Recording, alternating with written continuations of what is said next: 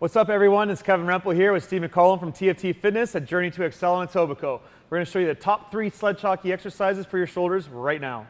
Okay, so we're going over the exercises we need for our rotator cuffs. Okay, so we're going to be coming down into this incline position. So you want to set your bench to the incline. Usually it's flat, so we're up in the incline position. So let's go over YTLs and then we'll touch on the Ws. Yep. So for the Ys, we want to focus on having our thumbs turned out at 45-degree angle, and we're gonna bring our arms up, and as our arms come up, we wanna elevate our chest without hyperextending at the back. I want us to think about squeezing our shoulder blades together, holding it for a top at second at the top, sorry, and then coming back down. And we're just repeating this one, 10 to 12 to 15, whatever reps you have.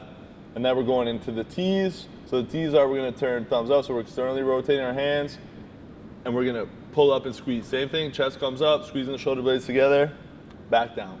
Yeah, shoulders are down and back. Yep, that's D&B is what I used to remember. Yep, down and back, always, like setting the scaps, right? Now, we wanna go into the L's, so we're gonna be getting wide, rotating up, and you can even push out and back in as well on the way down. Again, driving the elbows up, rotating up, Oh, my bad. and back. And we're working on that T-spine, those rotators, getting the traps right, and we're doing the W's. Okay, why don't you just show them, man? I know this is your drill, man. Let's go, show them. Just basically, I think about, again, if we were to illustrate how to properly set your shoulders so that you're not shrugging up and then doing stuff with your traps, it's just like if you were to relax, let everything hang down, and you're gonna pull back, so like you're letting your shoulder blades or your scapulas kind of go down towards the mid part of your back, and then pinch your shoulder blades together. That's the down and back motion. Yep. And so then we're gonna come up, and how do I want my palms up? I want them upward? Yeah, you could have them upward Or as you just this focus way? out, but yeah, you can do either or. So like elbows in tight by my rib cage, and then I'm just, as I'm down and back, I'm just gonna pull them out and pinch my shoulder blades and hold. And come back down, and pull them back out, and I'll hold.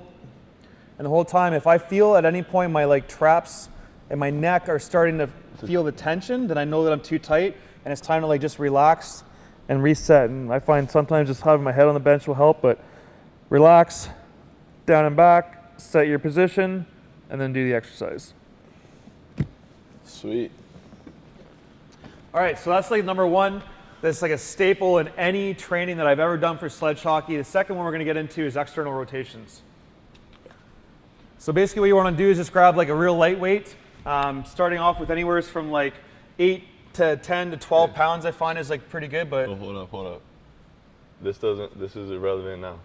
The research shows it doesn't add any value to the rotator cuffs because the gravity is going down. Really? The resistance is not here or here. So either you do it with the dumbbell lying on your side or the Kaiser. So if you want to show the dumbbell, then just show it from lying from the floor or having here. Just because you don't want that, trust me.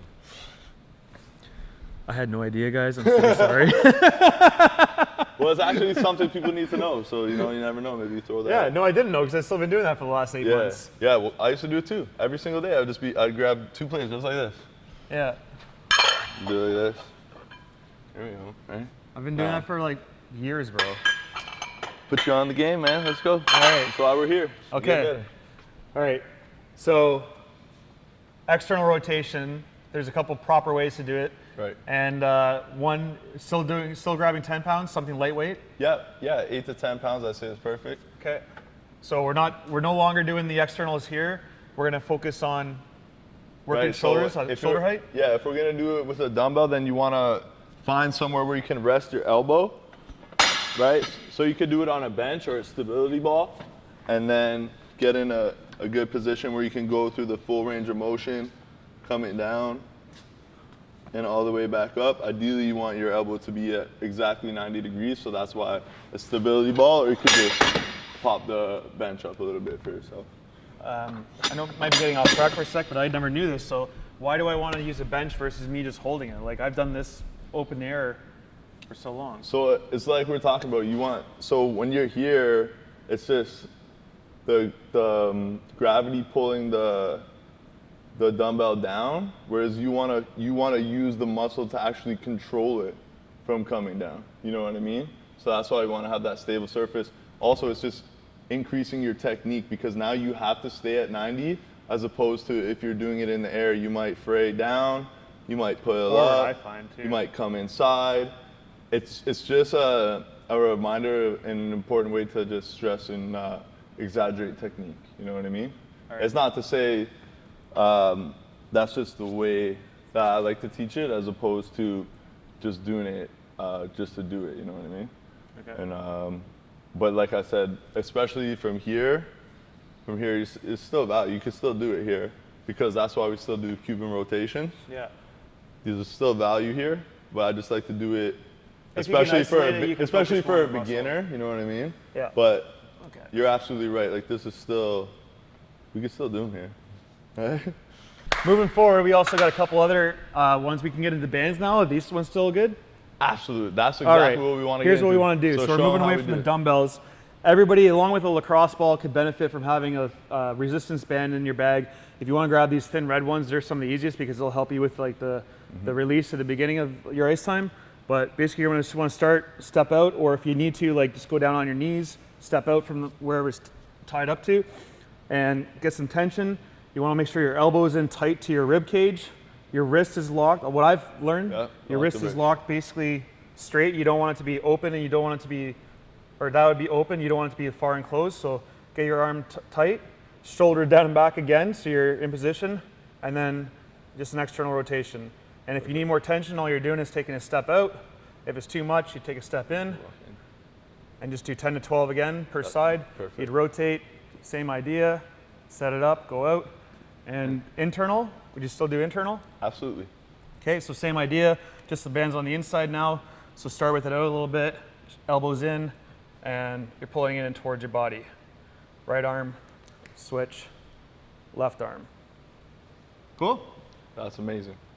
Woo! All right, that's number 2. Now number 3 is if you have the ability to hop over to a cable machine or a Kaiser machine. We're gonna show you low highs and high lows. Is there another way to describe it? Yeah, That's pretty or much it. cable wise, low highs, high lows, don't matter. Just So- do the exercise. So you're just gonna get on some lightweight. It's just, again, strengthen your shoulder. All this is gonna help pull it into the proper position. A lightweight, 10 to 12 reps. Factor them in 2-3 times a week if you can. Yep. And it's just gonna help build the strength, so you're always in position, so that when you get to things like row or pull-ups, then you can actually add on the weight because you have the foundation set right. Right. So, I don't know, fired up. I just keep going? Yeah, let's get you going, man. These are my favorites. Like I could live on these, especially when I was playing hockey. So just basically set yourself upright. If you need to, like I've definitely done it. I've seen the guys do it down on their knees. You can just kind of like rotate this down even lower. But in my case, I'm going to do standing. So set up, I would say like roughly a 45-degree angle on the pull as you're coming out. Right. So you want it right around the hip pocket as you're going up. So you might want it, because obviously you lowered it because you're going to your knee. I'd say bring it to 5, right here, right? Yeah. And then you know what to do, man. Yeah. So basically, get his shoulder down and back to set yourself up right, and keep the wrist locked. Yeah. Essentially. Wrist is locked, and you see how he has a slight bend to the elbow there. And really, what you want to think about is getting these rotators activated, because a lot of us will just dominate with our shoulders or our traps. So really, we want to focus on getting that rotator cuff engaged. You don't want to feel your trap activating Dominating, or dominating it when you're doing Right. it. So this is all tight, pulling my shoulder down right now, and then a wide open rotation. And the whole time I'm doing it, I'm trying to keep my core and my body centered and straight. See how he kind of just goes from his hip pocket up to his ear, turning his palm away, keeping that slight bend. It's none of this. It's none of this. Like, No, you don't want to ride the momentum. He's controlling the concentric and the centric motion all on his own. Yeah. So get 10 or 12 of those in. You're on your way, and then the opposite direction. Absolutely. Just simply the same idea. I always want to make sure I set my shoulder up first before I begin, and then I have that slight bend with the wrist locked, and just opening up across my chest, making sure I'm keeping everything tight down here. Again, he's just reciprocating in reverse. You see the slight bend of the elbow. He's finishing with the palm away at the pocket. It's beautiful stuff. And you're always going to benefit by doing less weight to get the positioning right so you can build that foundation Yeah. and some strength in your Yeah, shoulders. I find a lot of people, they want to load up the weight. Like, I gotta get it stronger. But it's like, if you're not even targeting the right muscle groups, then you're doing yourself a disservice. You don't want to strengthen the problem in the first place. That's all you're doing, is you're strengthening the issue. What you want to do is buckle down, focus on your weaknesses, and really get into that rotator cuff. That's it. That's it, man. Sweet. So top 3 exercises for sledge hockey. Look after your shoulders, get the foundation right. You can build on top of that, and the rest will start to take care of itself.